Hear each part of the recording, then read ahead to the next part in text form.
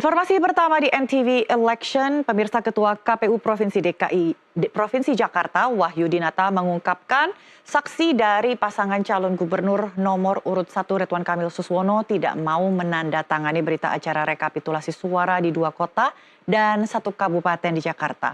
Meski demikian, Wahyu memastikan hal itu tidak akan mengganggu proses perhitungan suara di KPU Jakarta. Hal ini disampaikan Ketua KPU Jakarta Wahyu Dinata usai menghadiri rapat rekapitulasi hasil perhitungan perolehan suara pemilihan gubernur dan wakil gubernur di tahun 2024 tingkat kota administrasi Jakarta Pusat. Menurut Wahyu, saksi dari pasangan calon gubernur nomor urut 1 Ridwan Kamil Suswono tidak mau menandatangani berita acara rekapitulasi suara di 3 lokasi, yakni di kota Jakarta Utara, Jakarta Timur, dan Kepulauan Seribu dengan suatu alasan. Kendati demikian, itu merupakan hak dari para saksi, namun Wahyu memastikan hal ini tidak akan mengganggu proses perhitungan suara di KPU Jakarta. Nantinya saksi yang tidak mau menandatangani berita acara tinggal dibuatkan nota kejadian khusus. Menandatangani berita acara itu hak saksi ya. Jadi hak bisa dipergunakan atau bisa tidak dipergunakan. Jadi kami kembalikan lagi ke saksi. Berarti tidak akan mempengaruhi atau mengganggu jalan. Tidak mempengaruhi karena mereka nanti akan membuat pernyataannya di kejadian khusus. Jadi mohon nanti mereka tulis di kejadian khusus seperti apa keberatannya. Insya Allah akan kami tindak lanjuti. Info yang saya terima di 3 kota tidak menandatangani berita acara.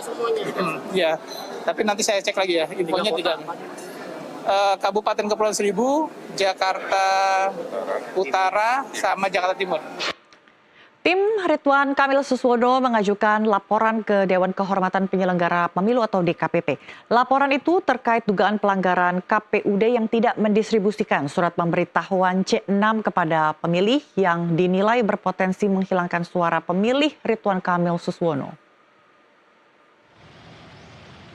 Tim hukum Ridwan Kamil Suswono mengirimkan sejumlah bukti temuan mereka ke kantor Dewan Kehormatan Penyelenggara Pemilu atau DKPP dan mempersoalkan tindakan KPUD Jakarta Timur yang diduga tidak memberikan formulir C6 atau pemberitahuan memilih saat sebelum pilkada berlangsung. Salah satu buktinya adalah perkataan dari anggota KPU Jakarta Timur yang mengaku tidak memberikan formulir C6 untuk pemilih. Mereka berharap DKPP memberi peringatan atau hukuman pemberhentian kepada para terlapor. Tim hukum Ridho berasumsi ada 300 sampai 400 warga di Jakarta Timur yang tidak memilih dan dengan dugaan 30% dari warga yang memiliki hak suara tidak melakukan pencoblosan. Kesimpulan sampel dari total keseluruhan pemilih yang tidak menggunakan haknya sampai di angka 41% di Jakarta. Asumsi lain kemungkinan besar dari 41% ini angka tersebut merupakan pemilih Ridho. Kami melaporkan terhadap proses penyelenggaraan pemilu. Yang kami laporkan ke DKPP adalah seluruhnya penyelenggara pemilu di Jakarta, terutama DKI Jakarta, ketua dan anggota. Kemudian berikutnya dari KPUD Jakarta Timur. Jakarta Timur itu ketua dan anggotanya kami laporkan. Apa dugaannya? Dugaannya yang kami lihat adalah melanggar azas profesionalitas dalam penyelenggaraan pemilu. Nah, itu yang kami laporkan kemari. Nah, apa itu azas profesionalitas pemilunya? Bahwa menurut kami KPUD Jakarta ini kan harus mampu menjamin pelayanan yang baik kepada pemilih. Nah, seperti apa pelayanannya? Tentunya ini terkait dengan korelasi banyaknya C6 pemberitahuan yang tidak terdistribusi baik kepada masyarakat. Nah, hampir kalau kita lihat data survei tingkat partisipasi rakyat Jakarta untuk memilih itu hanya 59%. Berarti ada 41% masyarakat yang tidak memilih. Nah, yang tidak memilih ini besar dugaan kita kemungkinan besar adalah mereka yang tidak mendapatkan C6 pemberitahuan kepada masyarakat. Nah, ini kan menyangkut bahwa KPUD harus menjamin pelayanan kepada masyarakat, harus mengkoordinasikan agar masyarakat dapat mendapatkan C6 pemberitahuan tersebut. Nah, survei sampling yang kita ambil khususnya Jakarta Timur itu rata-rata dari beberapa kelurahan tingkat partisipasinya hanya 30%. Berarti kalau misalnya DPT-nya ada 580 per TPS, kemungkinan besar ada 300 sampai 400 yang tidak menggunakan hak pilih. Nah, kalau ini terjadi di seluruh Jakarta, khususnya Jakarta Timur, ini kita bisa bayangkan bahwa banyaknya hak-hak dari masyarakat yang hilang gara-gara tidak mendapatkan C6 pendistribusi tersebut.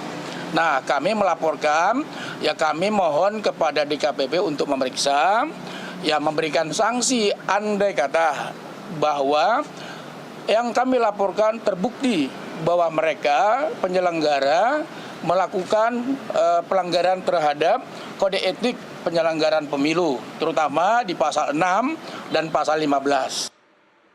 Tim hukum Paslon Ridho mendesak Bawaslu untuk menindaklanjuti laporan dugaan pelanggaran Pilkada Jakarta 2024 saat berlangsungnya pemungutan suara. Mereka menduga adanya pelanggaran yang terstruktur, sistematis, dan masif yang dilakukan penyelenggara pemilu KPU dan meminta diadakan pemungutan suara ulang. Dengan membawa sejumlah bukti pelanggaran yang terjadi saat Pilkada Jakarta, tim hukum pasangan calon gubernur dan wakil gubernur Jakarta Ridwan Kamil Suswono mendatangi kantor Badan Pengawas Pemilu DKI Jakarta. Kedatangan mereka untuk melaporkan dugaan kecurangan yang terjadi di Pilkada Jakarta yang terstruktur, sistematis, dan masif di Pilkada 2024 yang hingga kini belum ada tindak lanjut dari Bawaslu, serta peran aktif KPU sebagai penyelenggara Pilkada Jakarta yang diwarnai dengan tingginya angka golput. Secara narasi kami sudah menyampaikan analisa-analisa kami kepada Bawaslu. Tapi jawaban Bawaslu ini kan bukan masalah pelanggaran, tapi ini masalah etik yang kewenangannya ada di DKPP. Dengan etik kita tidak bisa PSU. Ini yang saya bilang. Kita ini masyarakat ini nggak bodoh gitu loh. Masyarakat ini berpikir ketika terjadi yang tadi dibilang, apakah kita pengen meminta adanya PSU di tiap-tiap daerah atau TPS yang memang keikutsertaannya rendah.